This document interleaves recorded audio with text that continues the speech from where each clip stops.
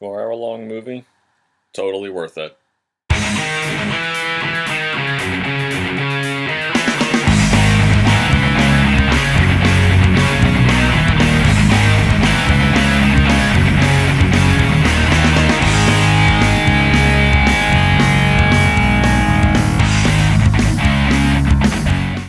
Zack Snyder's Justice League, the long-awaited Snyder Cut, is finally here.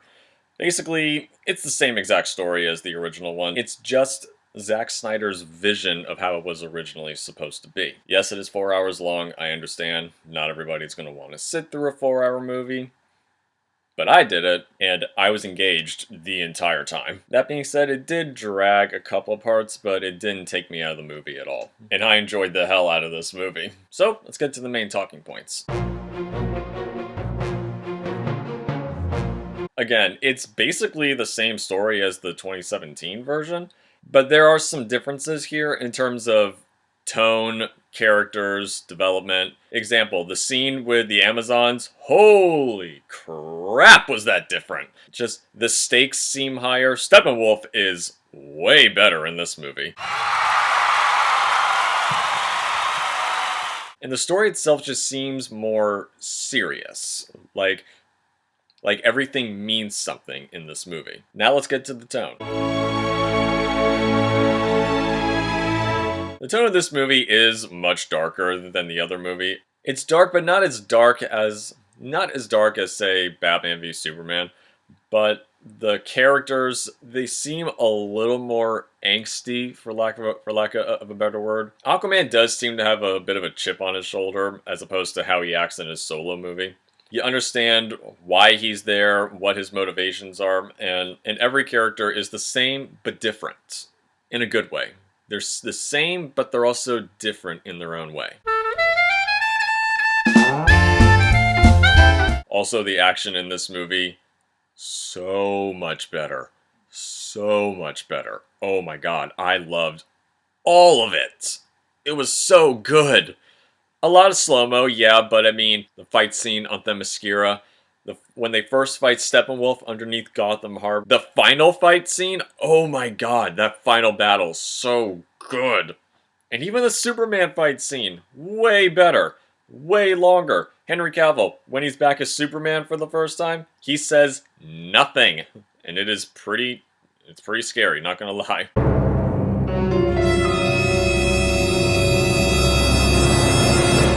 And again, everything has weight to it. You feel the levity and the stakes of the situation. So you're more invested and you really want them to win. The character that gave the best performance and was the heart and soul of this movie is Cyborg. Ray Fisher.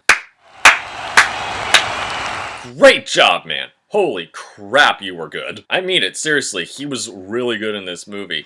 His story is just so heartbreaking. His relationship with his dad is in his life, but his dad is so distracted with work that he's almost non-existent. Even though he supports him, you know, he doesn't really show it. But then when he gets in the accident and his dad has to use the mother box to bring him back, you can tell he's not very happy about it. But the stuff he can do with getting into computers and the internet, he can control how many nuclear missiles can be launched. What he does to this one woman, she's really down on her luck. He sees that she's about to be evicted from her apartment. There's like this much money in her bank account. And what does he do? He gives her about $12,000 more into her account. Nice job, man. And the line at the very end is one of the best lines in the movie. When he's synced with the mother boxes to tear them apart, they say to him, "We can make you whole again. You won't be broken anymore." He looks them dead in the eyes, and he just says, I am not broken, and I'm not alone. Awesome line. Ray Fisher, best performance in the movie. Now Ezra Miller as the Flash. Way different in this movie. He does make some jokes every now and then, but he's not the comic relief of the entire cast. The scene where you first see him use his powers, really beautiful. You get a sense of how strong and how fast he is. He's so fast when he turns around, he tears apart his shoes. Which explains why he was barefoot in the trailers. I always saw that and I thought, why is he barefoot? When he goes onto the tar and just stops himself, he destroys most of the tar. It makes ripples in it. He saves Iris Westlife. She's his love interest. And the way he does it, it looks as though he doesn't grab her.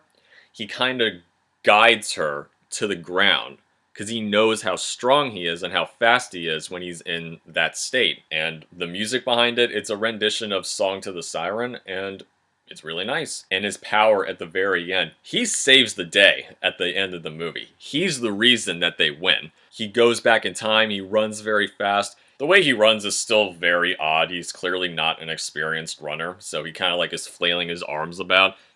Seriously, he does this the entire time when he's running. It's kind of weird, but I still like it. So he's different, but he's really good. Superman. That black suit looks pretty damn cool. Will not lie. Henry Cavill is still really good as Superman. His story is a little different in this movie. He is in it a little more than he was in the original. Some of the time is him gaining his memory back. He doesn't really get his memory back until he sees Lois and she calls him by his name. By his name on Earth. She calls him Clark. Wonder Woman made the mistake of calling him Kal-El, which I'm like, yeah, that's his name, but I think Clark is a little more appropriate.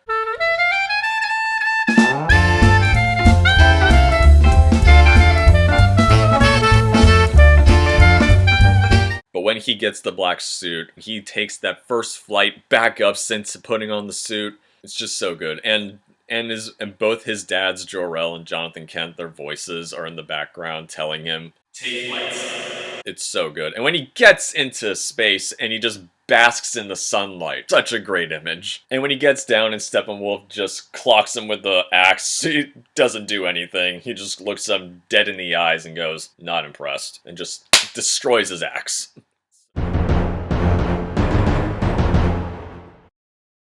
Now on to Darkseid. Darkseid is not in the movie that much. They really hype him up in all the trailers, but I think that's just mainly the show. Look, Darkseid's in the movie. He's here. He's a big deal. And he is a big deal. To sum up Darkseid and his motivation, Darkseid is basically a new god and is damn near impossible to defeat. He is a huge, huge threat. His motivation is he just wants to rule everything. And he says it in the movie. All of existence shall be mine. He just wants to rule everything. In the anti-life equation, I'll sum that up as best I can. Basically, the anti-life equation is a mathematical formula that proves how futile life is, how meaningless it is. It makes you susceptible to doing the will of someone else. Because when someone has total control over you, you're not really alive. That's why Darkseid wants it so badly, because he wants to rule everything.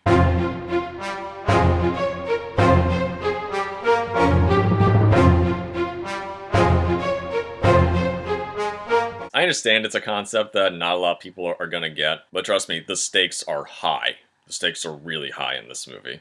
And it was...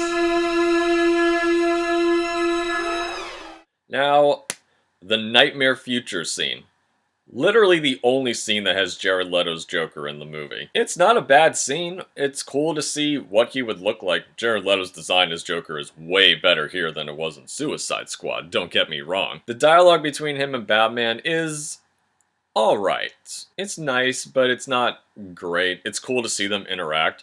When I saw Batman swear, I thought that was pretty funny. And Zack Snyder got all these people to come back to do this scene. He got Ray Fisher to come back as Cyborg. He got him back as Deathstroke. He got back Ezra Miller as the Flash, kind of. And he got Amber Heard back to be Mara, who is British, I guess, in the movie. Evil Superman then pops in. They all break out their guns, and all I'm thinking is, I hope y'all have kryptonite bullets in those guns. Plus, one idea I think that they could have done to maybe better hide themselves from Superman, since Superman has X-ray vision and super hearing. He can't see through lead. Get into a lead-lined bunker and communicate through sign language or just writing down on signs. That way he can't see or hear you and you can better hide your plans. Just a suggestion. Overall, I love this movie. I'm so happy for Zack Snyder that he was able to get his vision of the movie. He was able to finish it and show it to fans who have been advocating for this movie to come out and for Warner Brothers to finally go and release it. Warner Brothers, please continue with this universe, or at least just make it canon. You do this, fans will be very happy, and you will make a lot of money. I'm giving this movie a solid 9 out of 10 stars. If you're not big on watching very long 4-hour movies, take a break in between. Go watch the video that Zack Snyder and Grace Randolph did on how to watch this movie. That might be better for the casual movie viewer. Alright, that's my review of Zack Snyder's Justice League. I hope you guys liked it. Let me know what you thought of the movie in the comments down below. As always, if you like what you've seen here, go ahead and subscribe down below, and click the bell icon so you can know when I put out a new video. Besides that, everyone, peace be with y'all, have a nice day, and I will see you next time. Restore the Snyderverse!